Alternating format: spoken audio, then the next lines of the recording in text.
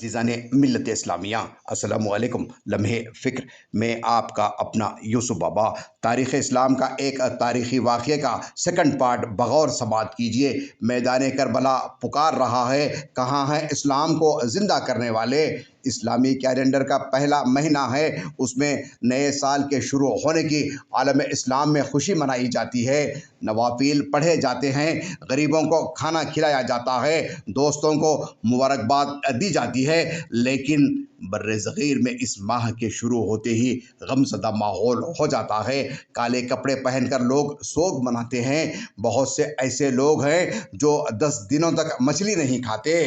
آج امت مسلمہ کا المیہ یہ ہے کہ وہ ہر چیز کو رسم کی شکل دینے کے عادی ہو چکی ہے۔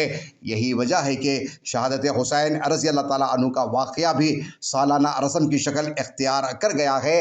واقعہ کربلا ہر سال جس عظیم مقصد کے لیے دی گئی شہادت کی یاد دلانے آتا ہے، اس مقصد کو کسی بھی جگہ یاد نہیں دلایا جاتا، لیکن افسوس کہ کسی بھی جگہ حضرت امام حسین رضی اللہ تعالیٰ عنہ کے مقصد شہادت کی بات نہیں دہرائی جاتی۔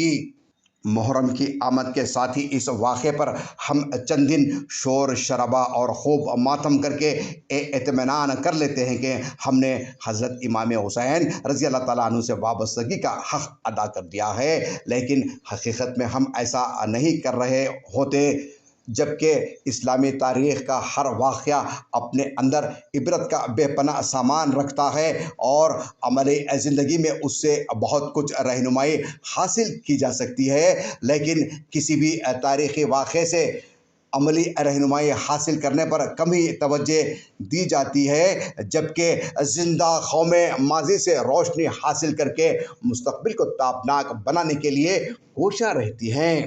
واقعہ کربلا کا اگر مطالعہ کیا جائے اور شہادت امام حسین رضی اللہ تعالیٰ عنہ کی شہادت کے مقصد کو سمجھا جائے تو امت مسلمہ اور ایک مومن کے لیے ان کے شہادت میں بے شمار ایسے پیغامات ملتے ہیں جن کے ذریعے امت مسلمہ اور ایک مومن اپنی زندگی اور معاشرے کو سنوار سکتے ہیں۔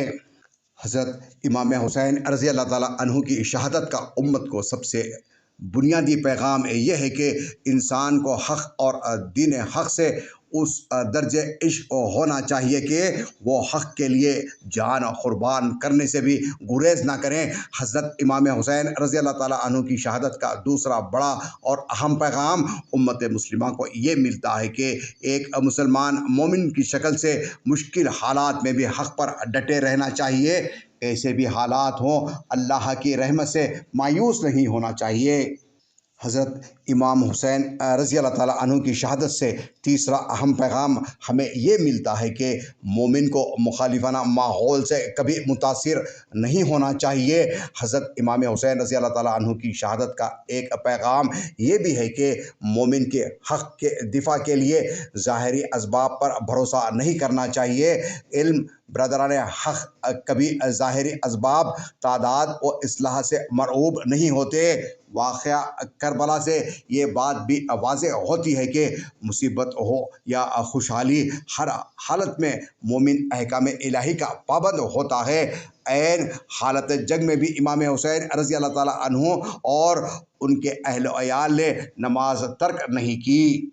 حضرت امام حسین رضی اللہ تعالیٰ عنہ کی شہادت اس بات کی نشاندہی کرتی ہے کہ اللہ تعالیٰ نے جس کسی کو بھی تاریخ میں بلند مقام عطا فرمایا، اسے پہلے آزمائش میں مبتلا کیا۔ واقعہ کربلا صرف ایک واقعہ نہیں ہے، یہ حریت، خودداری، شعور، جرأت، شجاعت، ایثار و قربانی کی ایک ایسی عظیم داستان ہے جو قیامت تک لکھی پڑھی اور دہرائی جاتی ہے۔ حضرت امام حسین رضی اللہ تعالیٰ عنہ نے اسلامی ریاست کی بنیادی خصوصیات کے لیے اپنی جان کی قربانی دی۔ انہوں نے اپنے عمل سے قیامت تک کے لوگوں کو بتا دیا کہ حق کے لیے سر کٹوایا جا سکتا ہے، جبکہ باطل کے آگے سر جھکانا مومن کی شان نہیں۔ مومن کا سر حق کے لیے کٹ تو سکتا ہے، لیکن باطل کے آگے جھک نہیں سکتا۔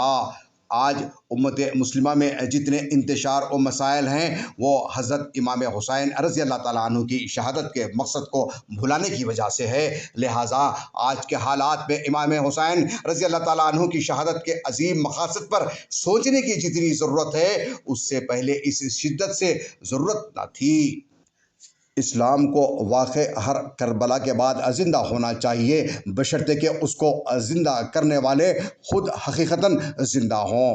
اے ملت کے ہوش مند نوجوانوں سنو، آج میدان کربلا پکار رہا ہے، کہاں ہیں اسلام کو زندہ کرنے والے؟ آئیں اور امام حسین رضی اللہ تعالیٰ عنہ کی شہادت کے مقصد کو صرف محرم میں ہی نہیں بلکہ ہمیشہ دلوں میں زندہ رکھیں۔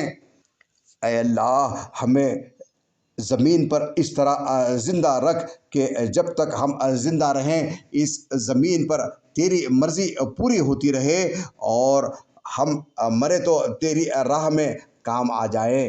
آمین۔